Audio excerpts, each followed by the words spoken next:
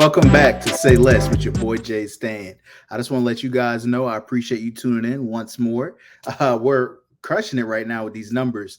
Everything I will say first and foremost is I appreciate each and every one of you for continually supporting the channel with this mini series Say Less as well as with the main channel in retrospect podcast. We appreciate all the love. Remember to hit that like button on the bottom, smash that, as well as the subscribe button. We appreciate you guys. I appreciate you guys, and welcome back.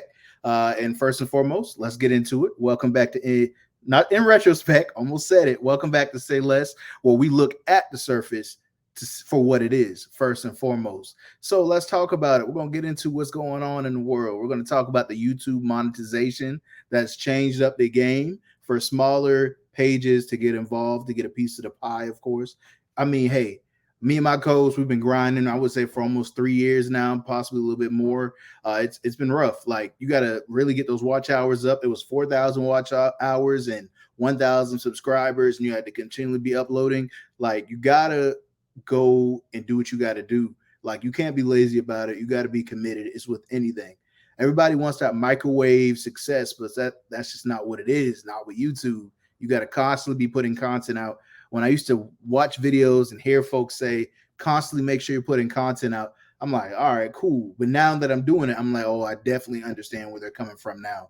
And I just want to read out some of the requirements. Like, these new requirements are really good for a lot of people that are, getting involved with YouTube for the first time, or that have been involved and just can't meet that threshold. So the new numbers that have been put out are now you don't need 1,000 subscribers anymore. You can have 500 subscribers now. It was 1,000.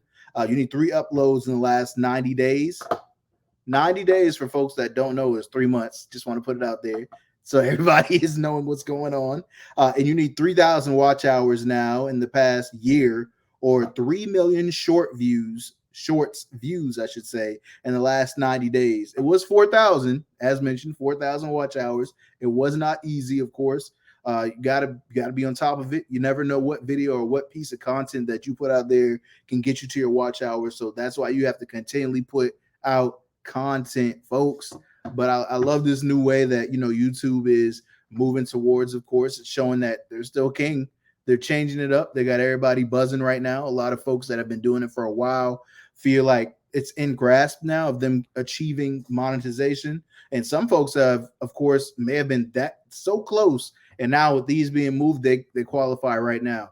Of course, there are probably some more nuances, small, tiny details, of course, that, are going to come out to say, what all you qualify for with these new parameters, of course, with everything that is going on. But we'll see. We'll see. But nonetheless, it's moving in a great direction. More people are going to be able to get paid. So you can't say nothing but, hey, we appreciate it, YouTube. Thank you. All righty. Yeah. So secondly, we're going to move on to talking about Shannon Sharpe. Today was Shannon Sharpe's last day on Undisputed with FS1. Him and Skip Bayless have been running for the last 7 years together. And I will say that the show is extremely entertaining, especially when Unc brings his Black and Miles on the show and he has his Mountain Dew and he gets going, man. I'm telling you. Hey, Shannon Sharpe is a character. He has Club Shay Shay. He's a proprietor of Club Shay Shay, of course, as he says on his podcast. Shout out to Unc. He's our TV uncle for the folks that do not know who Shannon Sharpe is. And I will say this, a lot of folks like, how you don't know who Shannon Sharpe is?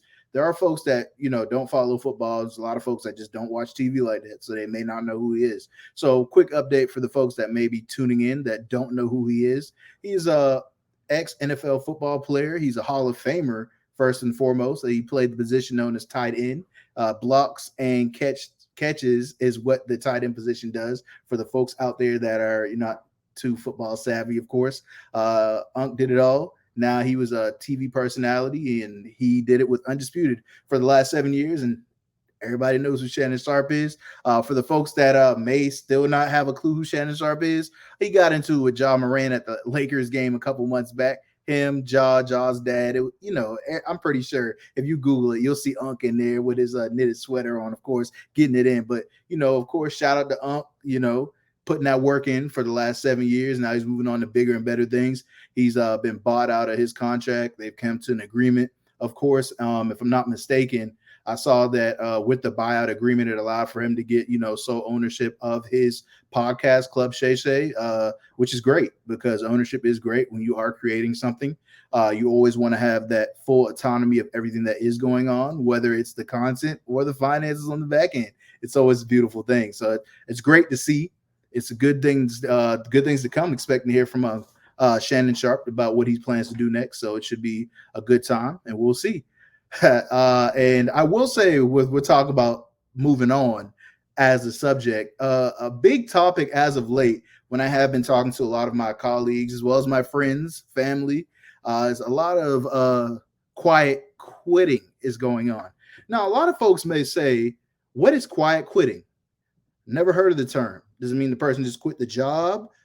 They're just done with it altogether? No, quiet quitting. And I will read this definition so folks will try to get a better understanding of what quiet quitting is. Doing the minimum requirements of one's job and putting in no more time, effort, or enthusiasm than absolutely necessary. Yes, we've all been there where we are at a job, and if you haven't been there, you're probably experiencing it now, or you're probably stuck and you got to do what you got to do because you're an adult, you have responsibilities, you have people that are depending on you to make that money. But nonetheless, quiet quitting. Yes, you're putting the bare minimum effort in just to make sure you get the check needed. All of the requirements are met of you, but you are not going above and beyond. Now, everybody may say, well, shoot, we've all done that at some point or another at my job, but I don't hate my job. But nah, that's not where I'm going at with this. The reason I said this is a main topic of discussion that's been going on lately, because with inflation and everything shooting up around us, everything is becoming more expensive. And then wages aren't really moving for a lot of jobs out there. They're remaining the same. They're not being adjusted to fit the numbers of what things are costing now. The cost of living isn't matching up with what people are making, and folks just aren't going for it anymore. Those days of I'm gonna put my head down and I'm gonna just take what I can and work this job and work 2-3 other jobs. Now, granted, shout out to those folks out there that are still doing it right now, because that's unbelievable. I've been there, I've done that. It ain't easy, because if you're working 7 days a week, which I know a lot of folks out there are doing, you different. You cut different. You don't got time to hear none of the BS. Don't play with my money is the main mantra you have. I'm telling you. But for sure, so quiet quitting, let's get back to that, of course. I tend to get off topic a little bit, but quiet quitting, of course, is when you're doing the bare minimum just to get through your job. And a lot of folks will say that, oh no, you need to be having uh complete loyalty to the job that you're at. But let's be real. Let's be real honest about this.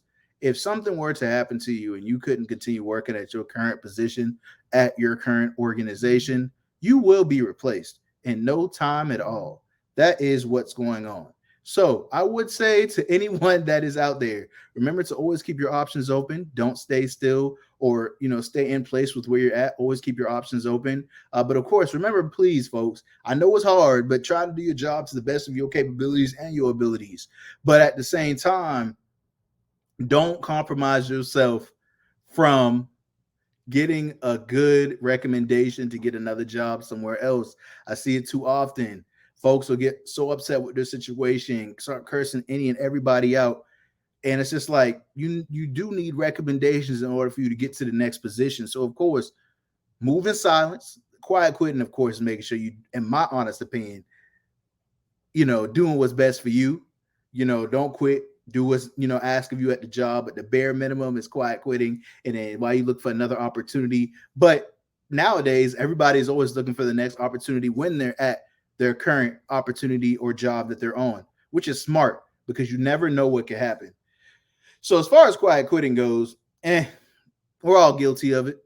I wouldn't say I'm the expert of quiet quitting at all, because I'm one of those folks that puts my head down and I work really hard. And at times I have to pull back and remind myself, like, hey, like, let's take care of self. And that's what I just want to remind each and every one of you out there to do. Remember to take care of self.